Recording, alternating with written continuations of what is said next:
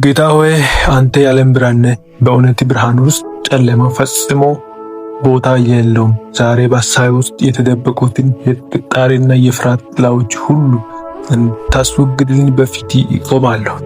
አእምሮዬን በመለኮታዊ ብርሃን ሙላው። ይህም ብርሃን በውስጥ ያለውን ማንኛውም ግራ ማጋባት ያጥፋው።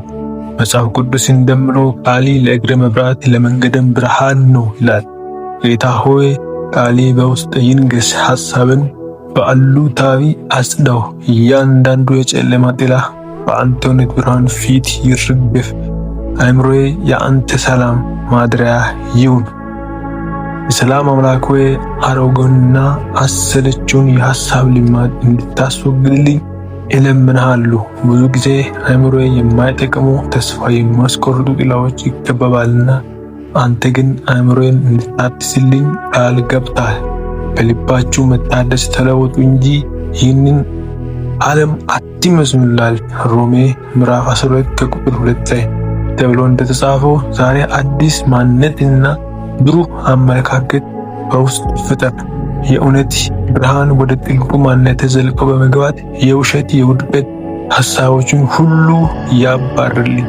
በምትኩ በፍቅር በኃይልና ራስን መግዛት መንፈስ አእምሮዬ ሙላው።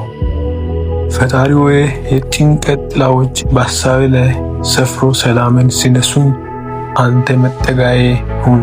ስለ ነገ የሚሰማኝን ስጋት ሁሉ በእግሪ ስር አኖራለሁ። አንተ ጭንቀታችን ሁሉ በእርሱ ላይ ጣሉ፣ እርሱም ስለ እናንተ ያስባል።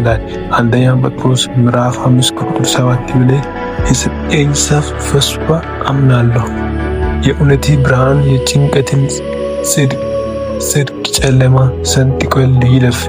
እያንዳንዱ የሚረብሸኝ ሐሳብ በአንተ ዘላለማዊ ጥበቃ ይተካ። ውስጥን በደስታው ሙላው። የምታደርገው ሁሉ በእምነት እንዲቀበል ጸጋህን አብዛልኝ። የእውነት አባት ሆይ ጠላት በሐሳብ ውስጥ የሚዘራ ውሸት ዘር ሁሉ እንድነቀል እጸልያለሁ። ብቁ አይደለሁም፣ አትችልም፣ ትሳካም የሚሉ ጥላዎች በእውነት ብርሃን አቃጥላቸዋለሁ። እኔ በአንተ አምሳያ የተፈጠርኩ የተወደድኩና የተመረጥኩ መሆኔን ሁል ጊዜ አስታውሰኝ። የእውነት ታውቃላችሁ፣ እውነትን አርነት ያወጣችኋል ይላል ዮሐንስ ምዕራፍ 8 ቁጥር 32። እንደምለው ቃሌ ከእስራት ሁሉ ፍታኝ፣ ለሐሳቤ ጥበቃ ስጥ። በአንተም ውስጥ ያለኝ ማንነት ማንም እንዲሰርቀኝ አትፍቀድ። ብርታት ሆይ መንፈስ ዘልና ወደ ኋላ ለመመለስ ሲቃጣ የእውነት ብርሃን ኃይል ይሁነኝ። በሐሳብ ውስጥ ያለው የስንፍናና የተስፋ መቁረጥ ጥላ በብርሃኔ ይበተን።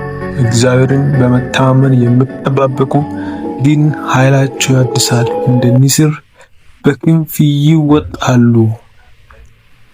በክንፍ ይወጣሉ። ኢሳይያስ ምዕራፍ 40 ቁጥር 30 እንደሚለው ቃል በውስጤ ይስራ። ዛሬ በአዲስ ጉልበትን ስጠኝ። ግብን እንዳልስትና ወደፊት እንደገሰግስ አበርታኝ።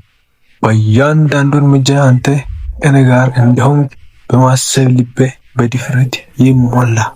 ጌታ ሆይ በሐሳቤ ግርግር ምክንያት የጠፋብኝ ሰላምና ደስታ መልስልኝ። ልቤ በሐዘን ጥላ እንዳይሸፈን በእውነት ብርሃን ጠብቆ። ሰውነቴ ሆይ ለምን ታዝናለህ? ለምንስ ታውካለህ? የፊቴን መድኃኒት አምላክን አመሰግነው ዘንድ በእግዚአብሔር ታመን ይላል መዝሙር ዳዊት ምዕራፍ 42 ቁጥር 1። ልክ እንደ መዝሙረኛው እኔም በአንተ ታመናለሁ። የውስጥ ሰላሜ ከአእምሮ በላይ የሆነውን የአንተ ሰላም ይሁን። እያንዳንዱ ቀን በምስጋና እንድጀምር በክብሪ ብርሃን እንዲጠናቀቅ ረዳቴ ሁን። ሁሉን የምታውቅ ጌታ ሆይ ወደፊት የሚሄድበት መንገድ በእውነት ብርሃን አሳይ።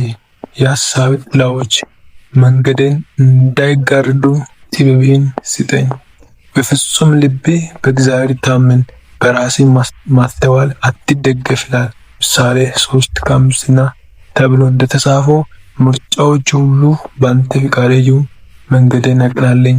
አእምሮ ያንተ ድምፅ ብቻ እንዲሰማ አድርጎ የዛሬን ጸሎቴ ወደ ተሻለ ሕይወትና ወደ ጥልቅ መንፈሳዊ እድገት የሚመራኝ ይሁን።